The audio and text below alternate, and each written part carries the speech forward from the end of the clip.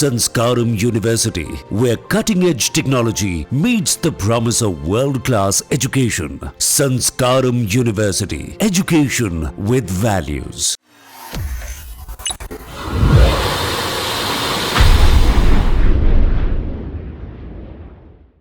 इस वक्त की बड़ी खबर आपको बता दें, जहां पीएम आवास पर अहम बैठक चल रही है, जिस बैठक में तीनों सेनाओं के प्रमुख सीडीएस और अजीत डोभाल मौजूद हैं और भारत और पाकिस्तान के युद्ध पर बातें चल रही हैं। अहम बैठक हो रही है। और वापस लौटते अपनी खबर पर, जहां पड़ोसी देश पाकिस्तान अपनी नापाक हरकतों से बाज नहीं आ रहा है।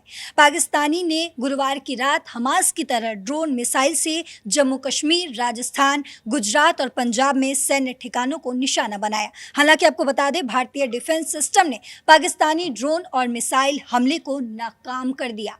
जवाबी कार्रवाई करते हुए पाकिस्तान के 9 शहरों में जबरदस्त हमला भी किया गया। विदेश मंत्रालय ने शुक्रवार को अपनी प्रेस कॉन्फ्रेंस में ये जानकारी दी है और उन्होंने क्या कुछ जानकारी दी है, किन किन मुद्दों पर बात की है, वो आपको शेखर सर बताएंगे न्यूज़ रूम से। सर, पूरे डिटेल में बताइए हमारे दर्शकों को क्या कुछ बताया गया है।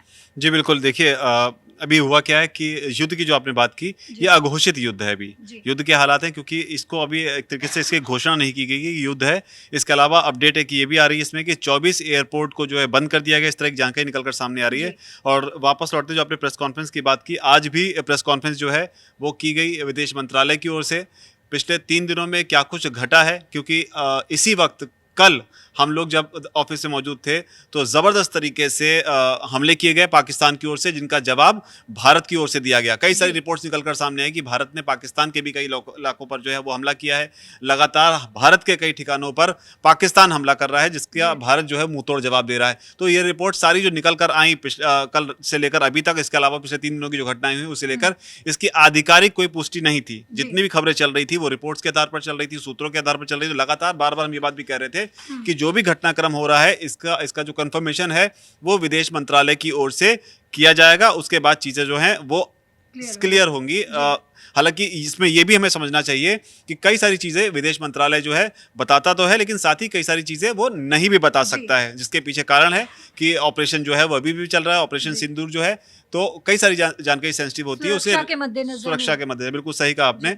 तो इसी कड़ी में आज प्रेस कॉन्फ्रेंस करने के लिए भारतीय सेना की जो कर्नल हैं सोफिया कुरैशी, वो आई थी। उनके साथ में विंग कमांडर व्योमिका सिंह वो भी थी, और विदेश सचिव जो हैं विक्रम मिश्री वो भी आए थे। और यहीं पर जो पूरा घटनाक्रम हुआ है उसके बारे में जानकारी दी गई है। इसमें ये बताया गया है, खासतौर पर सबसे पहले जो है कर्नल सोफिया कुरैशी ने बताया कि कल रात को पाकिस्तान ने जम्मू एयरपोर्ट, जम्मू यूनिवर्सिटी और सैन्य ठिकानों को ड्रोन और मिसाइल से निशाना बनाने की कोशिश की।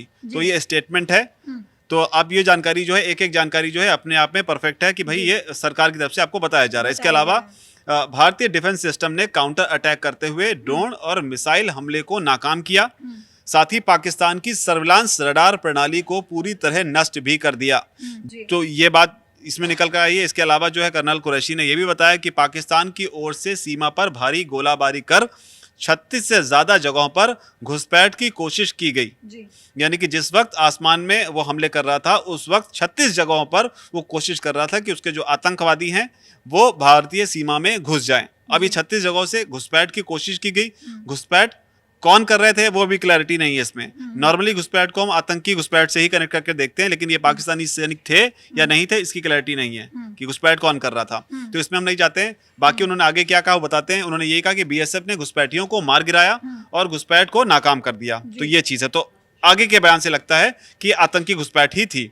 इसके अलावा जो है ये 36 से ज्यादा ठिकानों पर थी। ये भी गौर करिएगा, 36 लोग घुसपैठ नहीं कर रहे थे, 36 अलग अलग जगहों पर ये घुसपैठ हो रही है। इसके अलावा कर्नल कुरैशी ने यह भी बताया कि पाकिस्तान ने एलओसी पर रात भर भारी फायरिंग की, जिसमें कुछ जवान घायल हो गए। इसके अलावा जो कर्नल कुरैशी हैं उन्होंने जानकारी दी कि पाकिस्तान ने करीब 300 से 400 ड्रोन से हमला किया। उन्होंने ये आगे बताया कि प्रारंभिक जांच में ये पता चला है कि पाकिस्तान ने जिन ड्रोन से भारत में हमला किया वो तुर्की के ड्रोन थे। अच्छा। हाँ, इसमें मैं एक बात और ऐड करना चाहूंगा आगे की जानकारी देने से पहले।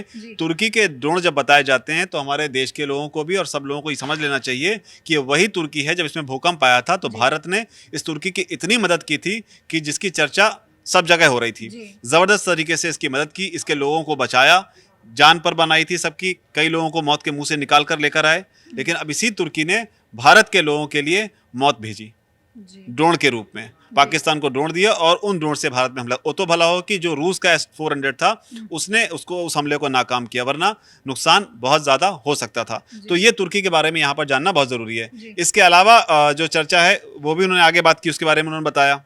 जी। आपसे ये सर जानना चाहूँगी कि ये भी चर्चा थी कि पाकिस्तान ने अपने आसमान में ढाल बनाया है किसी चीज़ को लेकर, उस पे क्या? बिल्कुल, देखिए इसके बारे में उन्होंने बताया कुरैशी ने कि जिस वक्त पाकिस्तान ने ड्रोन और मिसाइल हमला किया, जी। उस वक्त पाकिस्तान ने एक ऐसी चाल चली, उसने अपना हवाई क्षेत्र जो था उसे उसने बंद नहीं किया। जी। हवाई क्षेत्र अपना बंद नहीं किया और उस वक्त उसने ड्रोन और मिसाइल से भारत पर हमला किया। जी। पाकिस्तान में सिविल फ्लाइट्स जो हैं उस वक्त भी उड़ान भर रही थी, जिसको उन्होंने बाकायदा एक मैप के जरिए भी दिखाया, सबूत लेकर वो आई थी, उन्होंने दिखाया मैप के जरिए कि इस वक्त भी सिविल फ्लाइट जो थी उड़ान भर रही थी।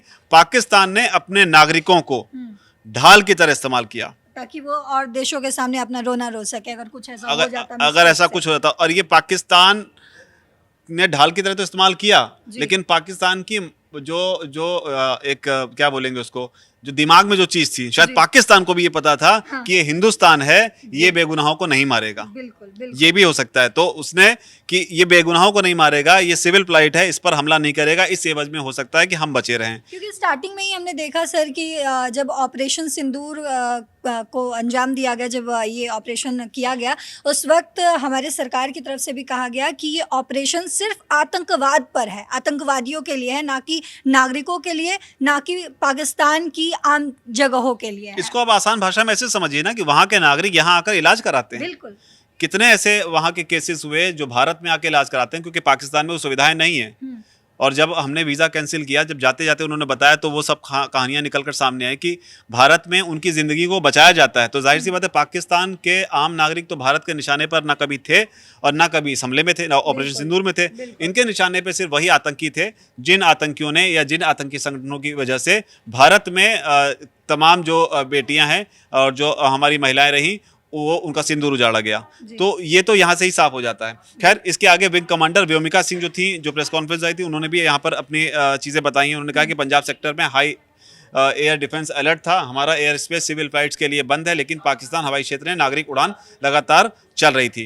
तो जिस वक्त हमने अपना हवाई क्षेत्र बंद कर रखा था, उस वक्त पाकिस्तान ने ऑन कर रखा था। साथ ही उन्होंने ये भी कहा कि कराची और लाहौर जैसे बड़े शहरों में नागरिक विमान उड़ान भर रहे थे, पाकिस्तान ने अपनी हरकत से सैकड़ों यात्रियों की जान को जोखिम में डाल दिया। तो ये बात विंग कमांडर व्योमिका ने बताई। उन्होंने ये कहा कि ऐसे में भारतीय वायुसेना ने जवाबी कार्रवाई के दौरान बेहद संयम दिखाया और जवाबी हमले को सीमित रखा। भारतीय वायुसेना ने अंतर्राष्ट्रीय नागरिक विमान सेवा की सुरक्षा की ताकि आम नागरिकों को किसी तरह का कोई भी नुकसान ना हो पाए।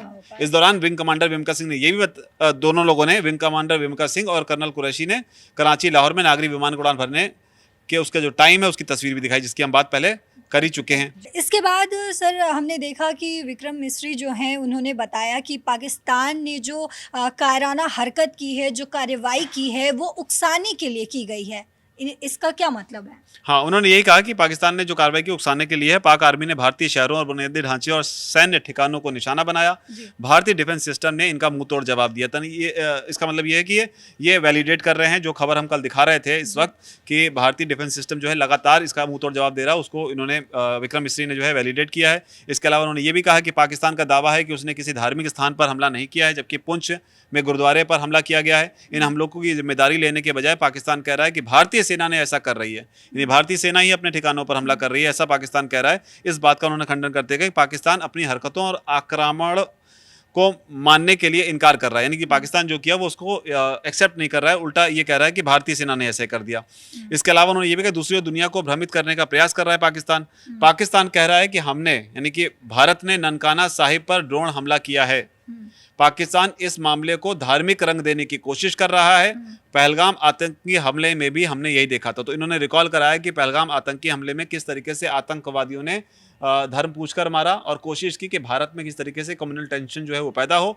वहाँ हालांकि वो भारत की एकता की वजह से और भारत में जिस तरीके से कुछ मुस्लिम नेताओं ने आगे आकर जिस तरीके से रिएक्ट किया उसकी वजह से आतंकवादियों के सारे मंसूबों पर पानी फिर गया। और इसी बात को रिकॉल करते ये बोल रहे हैं कि जो कोशिश पहलगाम में की गई थी वैसी कोशिश जो है अब यहाँ पर पाकिस्तान कर रहा है, ये बताते हुए कि ननकाना साहिब पर ड्रोन से हमला किया गया।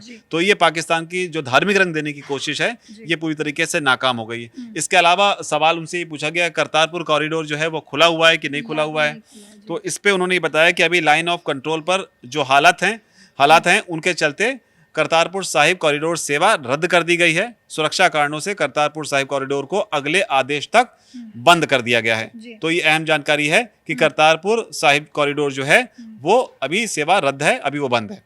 आगे जो बात हुई उसमें उन्होंने ये बताया कि अमेरिका से क्या बात चल रही है, जो हम लोग रिपोर्ट्स भी दिखा रहे हैं कि अमेरिका से क्या बात चल रही है। तो उसमें भारत सरकार की तरफ से एक तरीके से ये रिएक्शन आया है। इसके जवाब में मिस्री ने ये कहा है कि हाँ, यूएस के सेक्रेटरी से बातचीत हुई है। पहलगाम आतंकी हमले के बाद भारत के जवाबी हमले की जानकारी जो है वो अमेरिका को दे दी गई है। आतंकवाद के खिलाफ लड़ाई में अमेरिका भारत के साथ है। तो यहाँ पर इन्होंने ऑफिशियली इसको कंफर्म कर दिया कि अमेरिका जो है टेररिज्म के खिलाफ जो फाइट हो रही है उसमें अमेरिका का साथ भारत को मिल रहा है। आगे उन्होंने ये भी कहा कि भारत की ओर से तनाव बढ़ाने वाला कोई काम नहीं किया गया है। अमेरिका के अलावा यूके के विदेश सचिव से भी बात हुई है। इसमें बताया है कि आतंकवाद के खिलाफ जीरो टॉलरेंस की नीति ही रहेगी। यानी कि उन्होंने यूके को और अमेरिका को दोनों के विदेश बता दिया है उनको कि आतंकवाद के खिलाफ जो भारत की जीरो टॉलरेंस की नीति है वो बरकरार रहेगी।